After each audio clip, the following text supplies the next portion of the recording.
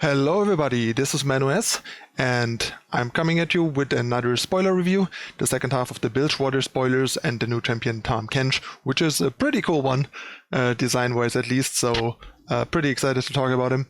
But before we do, you know the drill, hit the subscribe button down below to not miss out on future content. Only takes a couple seconds and really helps the channel grow, so I really appreciate it. And now on to the latest spoilers.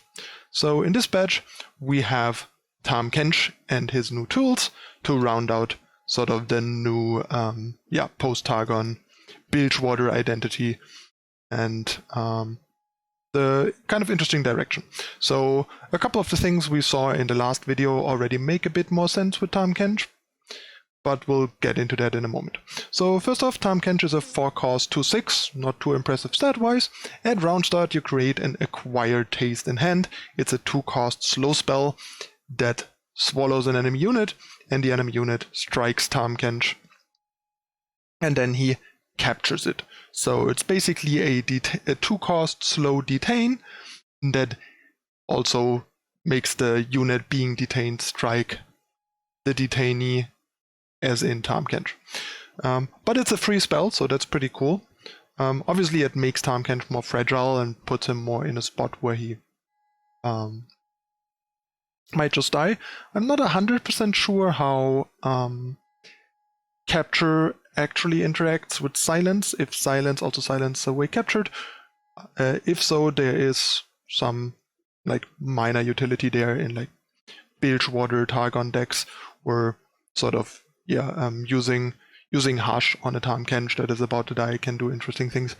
But the more interesting part here is if Tahm Kench has captured 3+ units, then he levels up, and when he levels up, he obliterates all enemy units that he has swallowed and releases allies.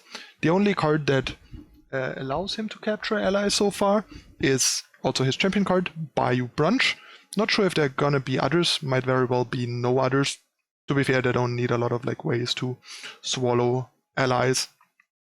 But this card certainly makes him much more levelable, because he's actually like not that easy to level, given the fact that each unit you swallow strikes him, so you need like enough small units to swallow so Tahm Kench survives, or ways to heal or buff Tahm Kench. So that's where his like tie-in probably comes in, where he's probably tied into like Soraka synergies, so they might be going for like a Soraka Tahm Kench as sort of like the designed built-in archetype, because as we know there's usually like some sort of force designed synergies and anchor points, and this clearly seems to be the anchor point with Targon, seems to be sort of healing, buffing type stuff, and that also obviously like kind of links him well to Soraka that we will probably get in this patch, and not like in this part of the set and not in the next one.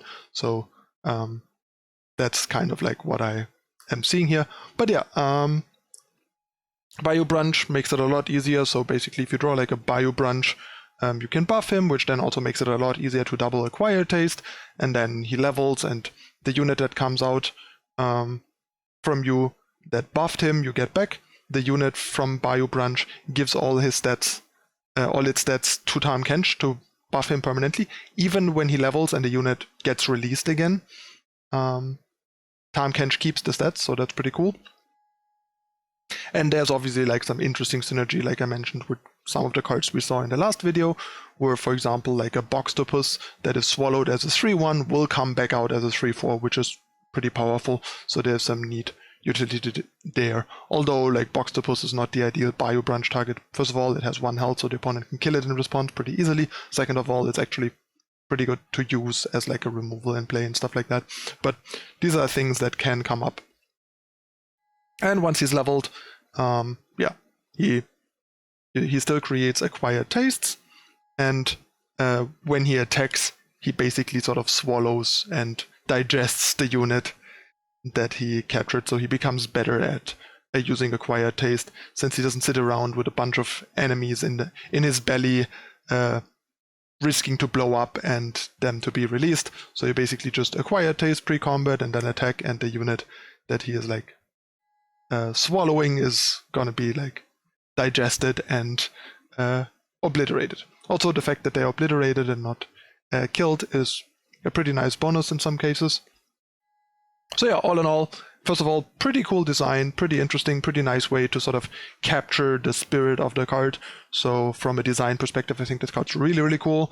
And even from like a play perspective, the card seems certainly interesting and could turn out pretty good, but is a card that is kind of so unique and new and context dependent that it's really hard to see if and how good he's going to be. Especially without even knowing sort of the Targon cards that are clearly intended to sort of go with him. But yeah, it's certainly an interesting and cool card to experiment with that might have also some real competitive implications. And his champion spell is actually pretty decent as well. Since the Bayou Branch doesn't just work on Tahm Kench, you can basically sort of like a 3-cost slow detain on your own unit that then creates like a super unit, sort of like a Voltron type thing. And if the super unit dies, you still get back the captured unit. So it's not even like that big of a risk. You fuse them. It's kind of like the Dragon Ball Z fusion dance. You fuse them, then they kill the big Gogeta fusion unit, and then you don't get both units back, but you get like the unit you swallowed back. So you can, for example, go ahead, take a small unit, use Bayou Branch, buffing the small unit with a big unit, so you basically get the big unit twice. So they have to kill the small unit that swallowed the big unit, and then the big unit comes out and you still have the big unit. So that's kind of the ideal way of using it. But let's talk about the last two cards. We have a 6-cost 3/8 Wise Fry. It deals 1 damage to all other allies and gets +1/+0 for each of them permanently, but it has Vulnerable, but it also has Overwhelm. So very, very vaguely, this has some similarities to Skarmother Rune, in the sense that it's a low attack, high health, Overwhelm 6-drop that can get a lot of attack. Here obviously we have the vulnerability of literal vulnerable. I don't know how playable this card is going to be. Dealing 1 damage to your entire board is a bit awkward. We all know that from stuff like the Crimson 4-drop, but I don't know, maybe they're pushing a bit for sort of like a Freljord Bilgewater or a Noxus Bilgewater sort of self-harm angle here that can have some interesting implications, although probably, just like all the past incarnations, will probably not be like the most competitive, but once again, too early to tell. Speaking of self-harm, we have Shakedown here. Deal 2 damage to an ally to grant 2 enemies vulnerable. 1-cost burst spell, so pretty efficient here.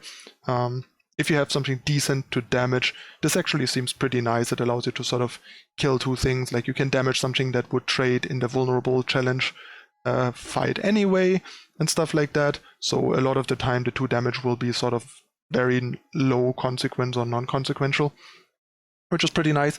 And a cheap burst spell like that is always interesting. So that's a pretty cool card to exist that will have some interesting implications on its own. And once again, plays pretty well with the self-harm stuff. So they're clearly going for a bit of a self-harm angle here with Wise Fry, Shakedown, possibly even Tahm Kench to an extent, depending on how it fits in. And then some of the like self-harm units we saw before, so you can heal them back up, or you have the 2-cost 2/3 that draws a card and damages something as an enabler, and so on and so forth. So there are a couple of interesting directions as sort of like a secondary self-harm region past the usual Freljord Noxus. But yeah, all in all, kind of cool, interesting designs in a way in Bilgewater, but mostly designs that are pretty hard to judge on how good they're actually going to be, how competitive they're going to be. But certainly kind of like a cool, flavorful design, an interesting design from a design standpoint, and how the power level and quality pans out is, yeah, once again, too early to tell.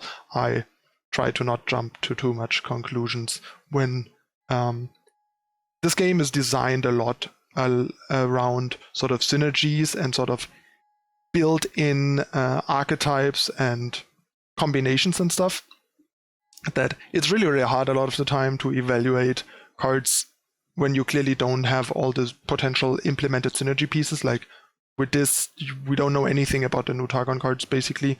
making it really hard to evaluate Tahm Kench, because he very clearly seems to be built to tie Bilgewater into Targon with this set. While there might still be some more generic uses in other regions and other archetypes, one of the linchpins will probably be Targon and the stuff surrounding Soraka that actively cares or helps support Tahm Kench and stuff like that. Anyway, pretty cool. Let me know what you think about these spoilers in the comments down below. How do you feel about the cards, power level wise, design wise, and so on? Just what do you think? I think it's pretty cool, and we'll see how well they play. Certainly seems like another cool bunch of new cards so far, what we've seen from the new set, and some interesting directions for Runeterra, which is great because it keeps things fresh and interesting and growing, which is nice. And there's a lot of like interesting design space in Runeterra that's kind of different from both Hearthstone-like card games and Magic-like card games, because it's somewhere in between. So I'm curious to see what they will come up in the future to sort of explore the design space they created with the game and the rule set, and what to do with it. All right, that's it again for this time. I'll be back with the next batch of spoilers. By the time you're watching this video, they already released the next small batch of spoilers, but since it's only 4 cards, I'll probably this time put them in with the next champion, which probably will be Soraka, because they were like 2 of the 4 cards were Targon, so they're probably leading up to like the new Targon cards, and the batch of Targon will probably not be that big because we already had a lot of Targon in the main set. But yeah, we'll see what's in store, and then I'll bring you both of them together in one video. There's no real point in making a video for 4 semi-interesting cards. Okay, if you enjoy the content, on your way out, don't forget to hit that like button, subscribe to the channel, turn on notification icon to not miss out on future content. We're in the midst of spoiler season. I'm also working on another metagame breakdown before this format comes to a close for the last week of grinding, especially for the Europeans for the tournament. But yeah, that's it again for this time. I'm your host, ManuS, and I thank you for watching. I'll see you next time. Bye.